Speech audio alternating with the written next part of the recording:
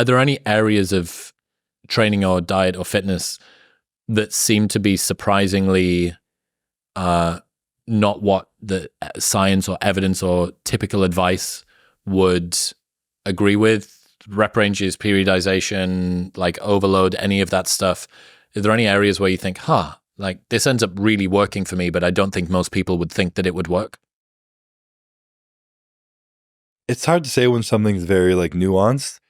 I have been diving a little bit more into proper like science behind it. I've had this guy named Justin King helping me with my training, and he's very science-based and very like evidence-backed. And every time you bring that up in bodybuilding, you go back and forth between thinking too much and being able to work hard enough and back and forth. And what I've noticed specifically especially on tired days, deep in prep or whatever it might be, if you're so focused on getting absolute deep stretch with a 4-second negative, proper, perfect execution, all these things 100%, or mentally, that's fatiguing.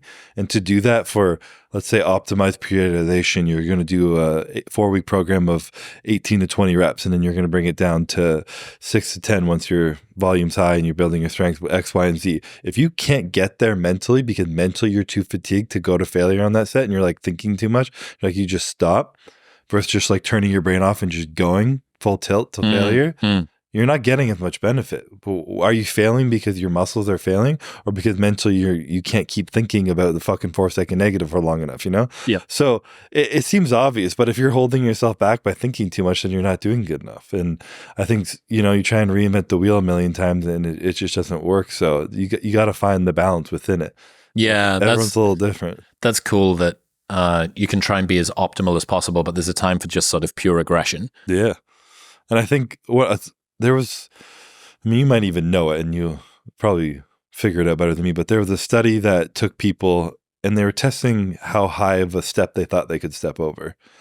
And it was just like, guess how high of a step you can step over. And they had to guess. And they put one group through a bunch of like physical and mental fatigue and one with just a fresh group. And the group with mental and physical fatigue severely underestimated what they could step over. They're like, oh, I could only do like 2 feet. And then they got 4 feet.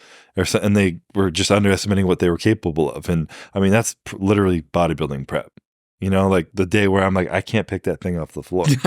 I'm like, this can is too heavy. Like, can you throw this out for me? I'm tired. I'm moving in slow motion, but I need to go to the gym and dumbbell press 150-pound dumbbells. Like, how does that translate? My mind doesn't think I can do it. I'm severely underestimating my strength that I can't pick this can up. But when I get to the gym, I need to overpower my mind and just do it. I need to understand that I still have the muscle, I still have the strength. I'm just being a lazy little bitch right now, and I need to pick up that weight and do it and overpower it.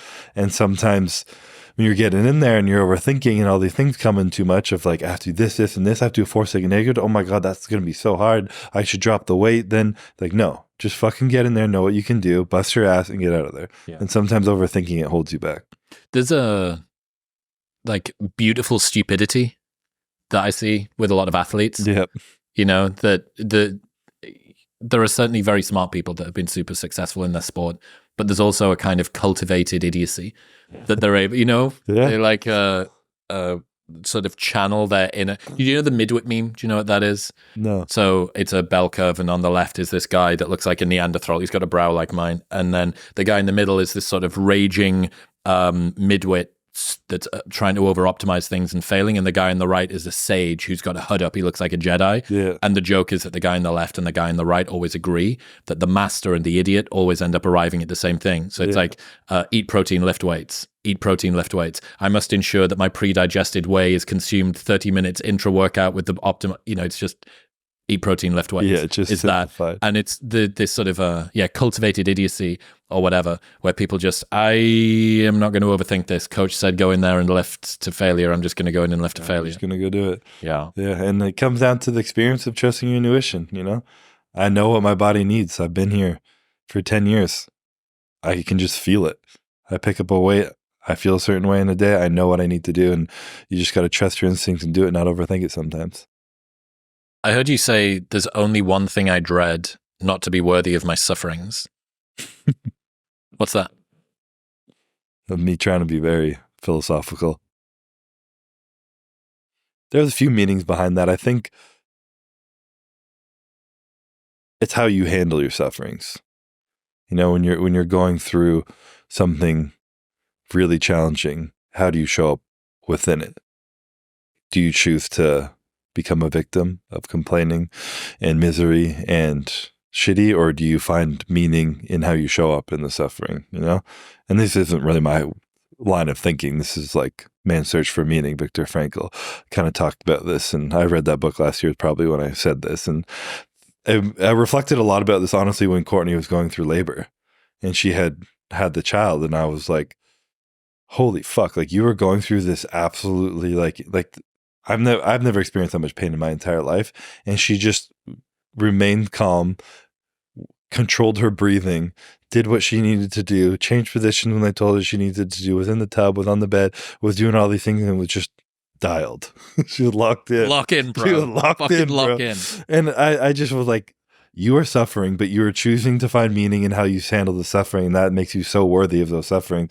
And it's such a beautiful thing to experience. And, you know, when life throws some shit at us, you're having this baby. You're not choosing not to have this baby. You're going to go through this pain. You're going to go through the suffering. How are you going to choose to show up? Like I was talking about before, there are things out of your control.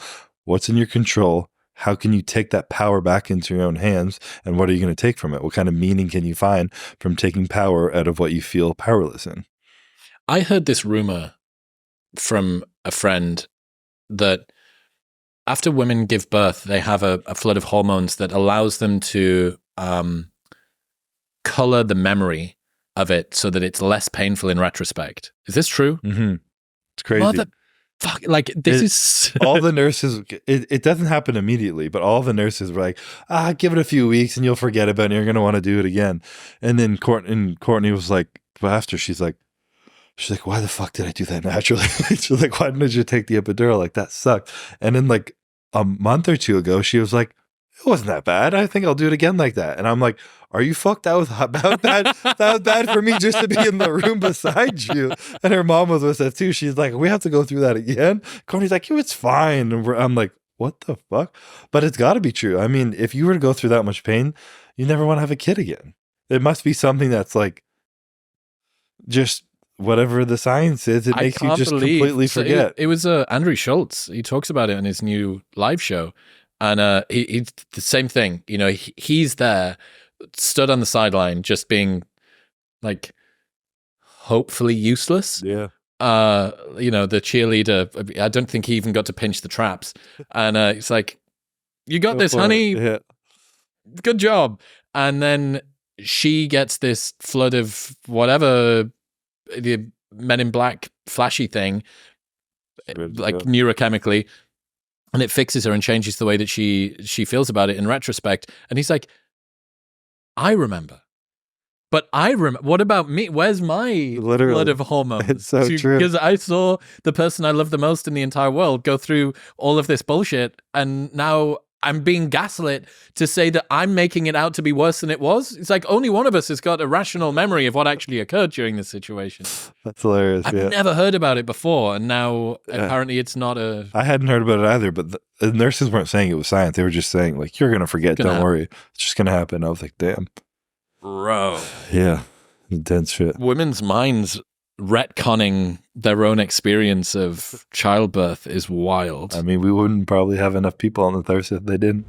Over the span of about a year, I tried pretty much every greens drink that I could, trying to find out which one was best. I came across AG1 and I've stuck with it for over 3 years now because it's the best, most comprehensive, highly tested, and rigorously formulated. 1 scoop of AG1 contains 75 vitamins, minerals, and whole food sourced ingredients, including a multivitamin, multi-mineral, pre- and probiotic, green superfood blend, and more that all work together to fill the nutritional gaps in your diet. It increases energy and focus, aids with digestion, and supports a healthy immune system, all without the need to take multiple products or pills. Best of all, there is a 90-day money-back guarantee, so if you're not sure, you can buy it and use it every single day for 3 months, and if you do not like it for any reason, they will give you your money back. Right now, you can try it completely risk-free with that 90-day money-back guarantee, plus get a year's free supply of vitamin D3, K2, and 5 free AG1 travel packs by going to the link in the description below or heading to drinkag1.com/modernwisdom. That's drinkag1.com/modernwisdom. Thank you very much for tuning in. If you enjoyed that clip, you will love the full-length conversation with Chris, which is available right here. Go on. Press it.